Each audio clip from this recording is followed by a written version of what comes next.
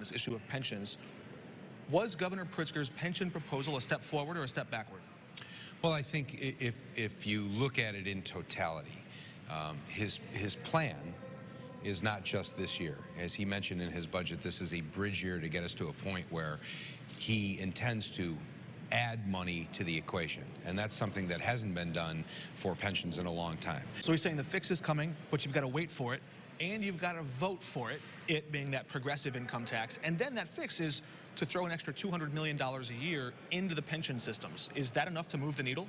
Not even close. So, you know, if you look at our pension liability, it's $135 billion. And his fix, if we get the progressive income tax, is just throw an extra $200 million at that liability. Basically, that's like saying I have a $13,000 credit card bill, and I'm going to add $2 a month extra to help pay that down. So proportionally, it's not a large dynamic fix to the problem. We have to do much more. It's, you know, I have a proposal that talks about adding an additional $2.4 billion right away to the pension system. Well, what are you going to cut to make that happen? Well, if you look at, we had pension obligation bonds that just came off the books that are almost $1 billion. We seem to have a spending spree going on in Springfield right now, and the two issues that are facing the state are pensions and property taxes. So if we're going to talk about revenue from marijuana, if we're going to talk about revenue from gaming, we should look at fixing our biggest problem, which is the pension problem. So the money's there. It sounds like he's making an argument of priorities, that pensions should be farther up on the list. Governors in the past have been tempted to shave from the pensions because it's not today's problem, it's tomorrow's problem, and everybody can't retire at once. What's the right balance of priority there? Well, I agree. I think Mark and I both agree that pension should be a top priority in the state. We have to pay it down. And, you know, there's a saying that I've been fond of saying lately, which is, I haven't yet figured out a way to get rid of a debt by putting less money towards it, right? So we have to find a way to increase the amount of money that we're paying into the pension system.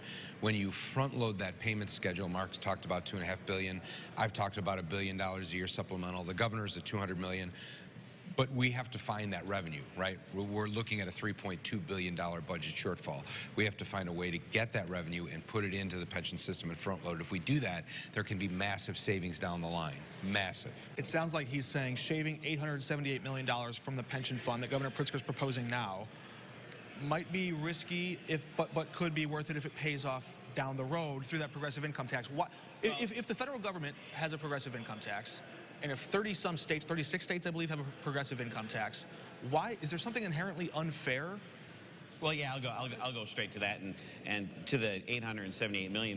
The idea that shorting pensions almost $900 million for several years, and then adding back in only $200 million several years later, after that $900 million has accumulated interest lost, essentially, that's not going to move pensions in the right direction. When you want to start talking about a graduated income tax, I mean, you look at the states that are run, that are Democrat-run with the graduated income tax, it's a tax increase on the middle class, and it's not insignificant. You mentioned that the progressive income tax was a hit on the middle class. The hardest hit would, of course, be on the richest in our state, but I want to give you a chance. Representative, I think you've proposed some progressive income tax measures before. I have, yeah.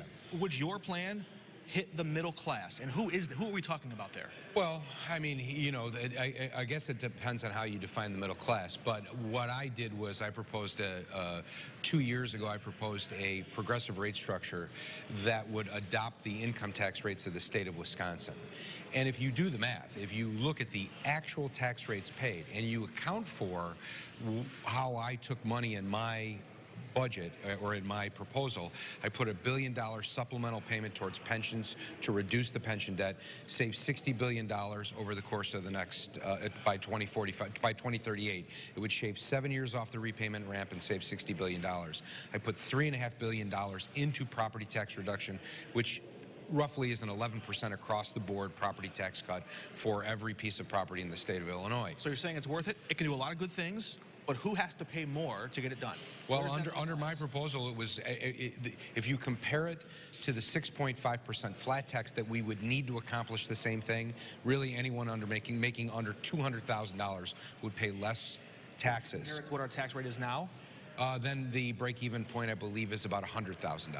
The thing that was the most troubling to me, that I want to get out what the governor said, was we're going to go through this dramatic tax increase, including a progressive income tax, for only $200 million extra for pensions. That is nibbling around the edges. That's not dynamic. That's not bold. Some of the things that Rob is suggesting is a lot more bold, but that's not what the governor is suggesting. And the governor's running a campaign, meanwhile, that says, think big, Illinois. Are both of you going to pressure the governor to think bigger on the contributions that he puts into the pension systems, either in this year's budget or in budgets down the road? Well, absolutely. Yeah, I agree with that. There's no doubt that we have to have bold initiatives, and I think the governor is going to do that. I think it's a little premature to criticize his graduated rate structure proposal when there is none yet. He always said he would negotiate with the legislature, so maybe we'll see some of those details emerge in the weeks and months to come.